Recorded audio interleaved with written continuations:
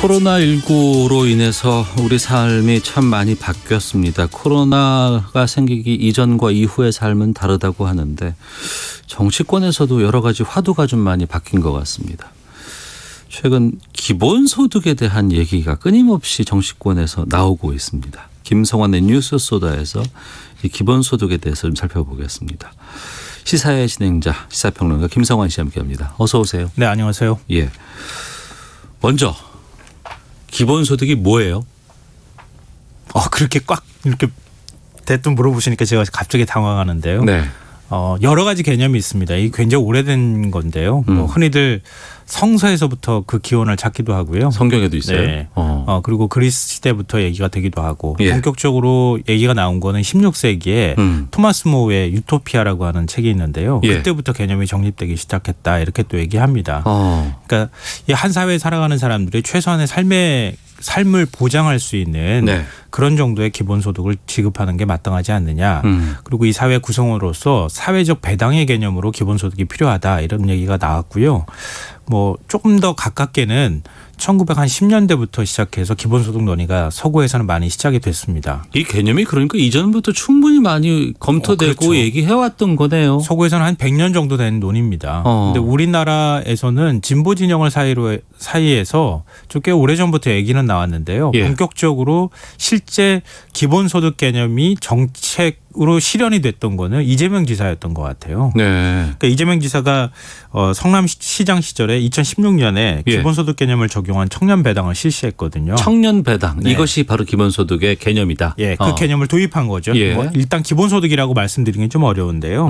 지난해부터 경기 지역 전체 청년들에게 분기당 25만 원을 지급을 하기도 했습니다. 네. 이런 과정들이 있었는데요. 기본소득 개념에 가깝게 얘기하자면 앞서 제가 그 배당 개념이라고 말씀을 드렸던 것처럼 한 사회 구성원은 모두 다 행복하게 살 권리가 있다. 이제 네. 이런 개념이 포함되어 있는 거예요. 그 헌법 전문에나 나오는 얘기잖아요. 그렇죠. 네. 헌법 전문에 행복 추구권이 있으니까. 예. 근데 그런 개념으로 시작하지만 그렇기 때문에 사람들한테 지급하는 것도 차별이 전혀 없어야 한다는 거죠.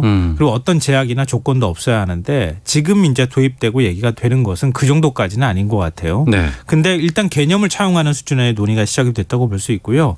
앞서 코로나19 사태 잠깐 말씀드렸던 것처럼 김경수 경남지사가 지난 3월이었습니다. 지원 대상자를 선별하는데 시간과 행정적 비용이 낭비가 되니까 네. 모든 국민들한테 그 재난지원금을 다 주자 이렇게 얘기한 적이 있어요. 예. 그때도 이거 기본소득 개념 아니야? 이런 얘기가 나왔었거든요. 근데 이거는 좀 나중에 그 김경수 지사가 얘기를 했지만 긴급성의 측면에서 행정비용을 좀 줄이자고 하는 차원에서 얘기한 것이다 이렇게 얘기를 했고요.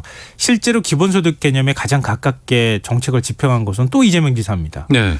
경기도민 1인당 10만 원씩 지급했잖아요. 예. 그러니까 물론 현금성 지원은 아니었지만 기본소득 개념에 가까운 그런 지급을 했는데 정부도 역시 그 개념을 좀 도입해서 소득 하위 70% 가구한테 지급하겠다고 했던 것을 전 국민한테 지급하는 것으로 바꿨죠. 네. 그러면서 기본소득 논의가 만들어질 수 있는 토대가 그러니까 형성이 됐다는 거죠. 그러니까 누구나 다 모든 사람에게 공평하게 가야 된다는 게 기본소득 이런 거 아니에요. 네, 그렇죠. 또 일회성이 아니고 지속적으로. 네. 그리고 어떤 조건도 따지지 않고. 그럼 과거에 2010년도인가 무상급식 논의가 있을 때 그것도 그러면 어떻게 보면 기본소득의 개념으로 볼 수도 있겠군요.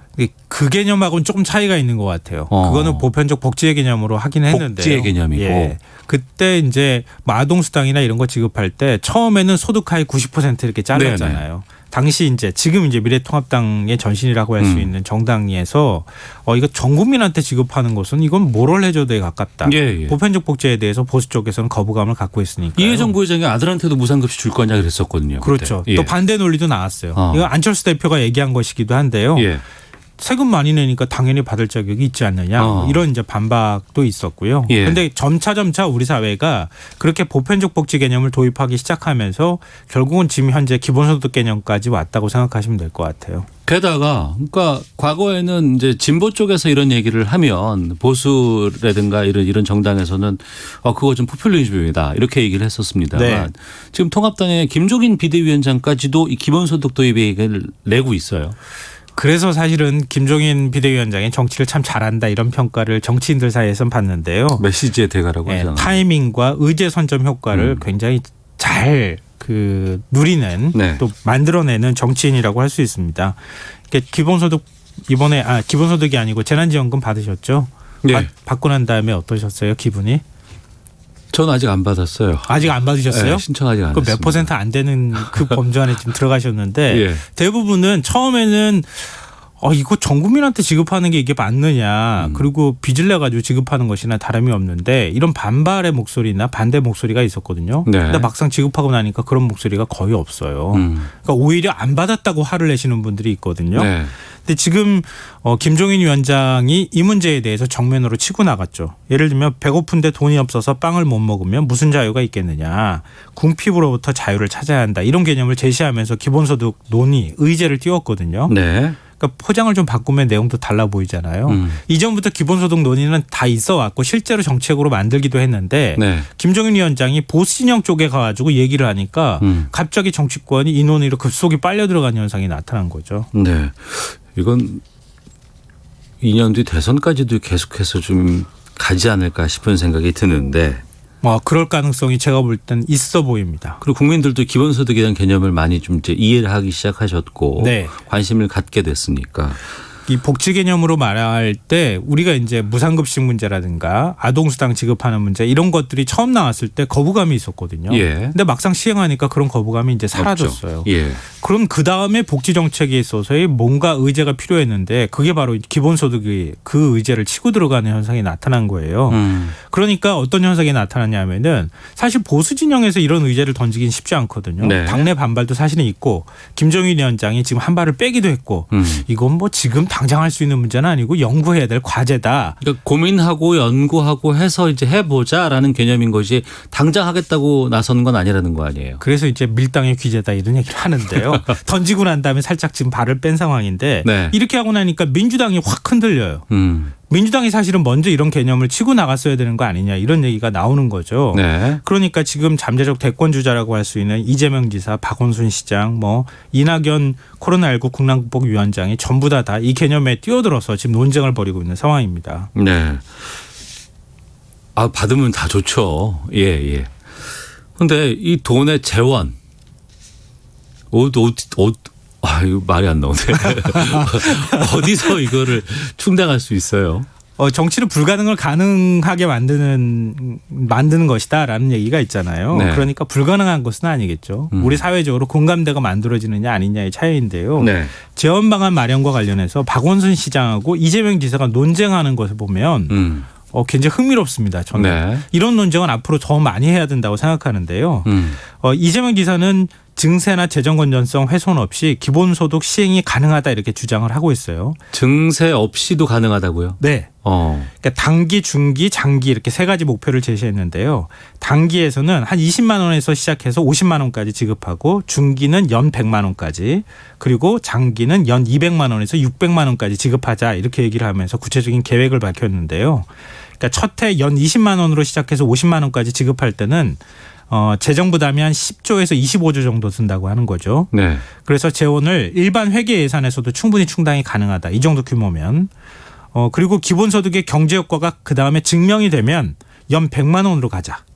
순차적으로 연간 50조 원이 넘는 조세 감면을 축소해서 지금 이제 여러 가지 조세 감면 제도들이 많이 있잖아요. 네. 감면 제도를 좀 축소를 하면은 25조 원 이상은 충분히 만들 수 있다. 이 재원도 조달 가능하다. 그리고 연 200만 원에서 600만 원까지 지급하는 방안. 그러니까 대략 계산하면 한 50만 원 정도 월로 받는다고 계산할 수 있겠죠. 많으면. 네. 이런 경우에는 이제 새로운 세금 기본소득 목적세를 만들 수 있다는 거예요. 기본소득 목적세라고 하면 탄소세, 환경오염으로 얻는 이익에 대해서 과세를 하는 것, 데이터세. 요즘 이제 빅데이터 시대라고 하잖아요. 네. 국민들이 생산한 각종 데이터가 있어요. 의료 데이터나 이런 것들을 빅데이터로 돌려가지고 그것도 다시 활용할 수 있거든요. 이런 데이터를 활용하는 데 있어서 세금을 물리거나 국토보유세, 부동산 불로소득에 과세하는 것 이런 세금을 더 걷게 되면 그러면은 연 600만 원까지 지급이 가능하다 이렇게 얘기를 하고 있습니다. 네. 박원순 시장은요? 박원순 시장은 방향이 좀 다른데요. 예를 들어서 이거 박 시장이 예를 든 거예요. 연 24조 원이 우리한테 있다고 가정을 해보자. 네. 한국의 성인 인구가 약 4천만 명이고 최근 연간 실직자가 약 200만 명이다. 근데 24조 원으로 실직자와 정규직에 똑같이 돈을 준다고 가정을 하면 월 5만 원씩 1년에 60만 원을 지급할 수 있다. 네. 이렇게 얘기를 합니다. 하지만 전국민 고용보험을 실직자한테 만약에 준다고 가정하면 월 100만 원씩 1년 기준으로 1,200만 원을 지급할 수 있다는 겁니다. 네. 똑같은 재원으로 지급한다고 하면 이게 오히려 전국민 고용보험이 훨씬 더 정의로운 개념에 가까운 것 아니냐. 그러니까 기본소득보다는 고용보험을 더 강화하는 쪽으로 가야 된다. 이렇게 방향을 좀 서로 간에 좀 달리 보고 있는 거죠. OECD 국가와 비교해봤을 때 우리가 복지 예산이 상당히 부족하다는 얘기 참 많이 했었습니다. 예, 맞습니다. 그래서 복지 쪽에다가 예산을 늘려야 된다. 뭐 지금 한 10%? 뭐 이걸 뭐 한 30%까지 늘려야 된다. 네네. 이렇게 얘기를 해서 해왔었는데 갑자기 지금 기본소득으로 오다 보니까 그럼 그동안 해오자고 했던 복지는 어떻게 되는 건가 싶기도 하고 그 예산 이런 거 되게 좀 혼란스럽거든요. 근데 이 기본소득에 대해서 비판하는 내용도 좀 있다면서요. 그러니까 비판하는 내용이라기보다는요. 새로운 방향이 또 한 줄기가 있는 거예요. 근데 지금 말씀하셨던 게 굉장히 중요한 개념입니다. 네. 왜냐하면 이건 또 서구의 선행연구에서 다 이루어졌던 건데요. 지금 국회에서 21대 국회에서 가장 큰 개파라고 하는 50명 정도 의원이 가입한 더 좋은 미래라고 하는 모임이 있어요. 네. 여기에서 싱크탱크 더 미래 연구소라고 하는 걸 운영하거든요. 네. 최근 보고서를 내놨어요. 이게 기본소득에 대한 보고서인데요. 그러니까 기본소득이 실현되면 복지 구조조정을 할 수밖에 없다. 복지를 건드려야 된다. 예. 예를 들어서 월 100만 원을 준다고 하면은 그럼 기존의 복지하고 충돌하지 않느냐. 그렇겠죠. 예산도 중복될 수 있고. 그렇죠. 예. 그러니까 생계급여나 기초연금, 아동수당, 실업급여 등을 통폐합할 수밖에 없다. 예. 그걸 이제 기본소득이 대체하는 효과가 나타난다는 거예요. 이렇게 되면 실질적인 복지 혜택이 감소하는 하향 평준화가 나타날 수 있다고 하는 겁니다. 예. 그러니까 실업급여를 예를 들면 2020년을 기준으로 해서 실업급여가 하루 기준으로 6만 120원이거든요. 그거에서 낮게는 그리고 많게는 6만 6천 원 정도 주게 되는데 월 50만 원의 기본소득을 준다고 가정하면 일일 기준 수급액은 16,700원 정도에 불과하다는 거예요. 네. 그러니까 기본소득을 지급하는 게 오히려 더 실업자한테는 돈을 조금 주는 효과로 나타날 수 있다는 거죠. 그리고 기본소득론자들이 주장하듯이 월 30만 원에서 50만 원 수준의 기본소득을 지급하기 위해서는 많게는 한 300조 원 정도가 필요하거든요. 예. 2017년 기준으로 해서 우리나라의 공공사회 복지 지출이 184조 원이에요. 그러니까 여기에 버금가거나 낮게 보면 한 186조 원 정도 필요하니까 버금가거나 1.7배에 달하는 재원을 마련해야 하는데 그거 어떻게 마련할 거냐 이렇게 얘기를 하고 있습니다. 아예 부정적인 곳에서는 이렇게 얘기하더라고요. 북유럽, 핀란드 이 나라에서 이미 해봤다. 근데 안 됐다더라. 이런 얘기를 참 많이 하던데 뭐가 맞아요? 그거는 아닙니다. 그건 이제 우리나라의 주로 보수 언론 쪽에서 많이 주장하는 바인데요. 네. 2017년부터 실업자 2,000명을 대상으로 무작위로 추출해서 우리 돈 한 70만 원 남짓한 돈을 줬어요. 2,000명을 대상으로요? 예. 그러니까 실업자를 대상으로 지급을 했다고 하니까 고용효과의 측면만 주목해서 봤던 거예요. 근데 고용효과는 그렇게 뚜렷하지 않다 이렇게 나와서 좀 비판하는 얘기를 하는 건데요. 네. 역으로 생각하면 기본소득을 주면 모두 나태해지지 않겠냐. 구직활동하지 않는다 이렇게 얘기를 하는데 그 지급하기 전과 후가 변화가 없다고 하면은 이런 기존의 주장이 설득력이 없다는 얘기가 되는 거고 네. 무엇보다도 삶의 만족도, 행복도에 있어서 기본소득을 받는 사람이 그렇지 않은 사람보다 상당히 높게 나왔다는 거예요. 국민의 삶과 행복도에 있어서의 기본소득이 굉장히 큰 기여를 한다고 하는 점은 확인이 됐다는 겁니다. 네. 찬성을 하건 반대를 하건 아니면 유보를 하건 간에 최근에 와서 이렇게 기본소득에 대한 관심이라든가 또 이걸 좀 이렇게 생각해 보는 건 상당히 좀 긍정적인 상황 아니겠습니까? 한 100년 전쯤에는요. 예.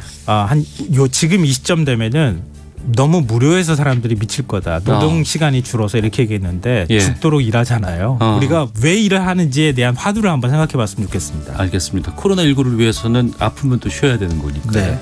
자, 김성환 씨와 함께했습니다. 고맙습니다. 네, 고맙습니다. 마치겠습니다. 안녕히 계십시오.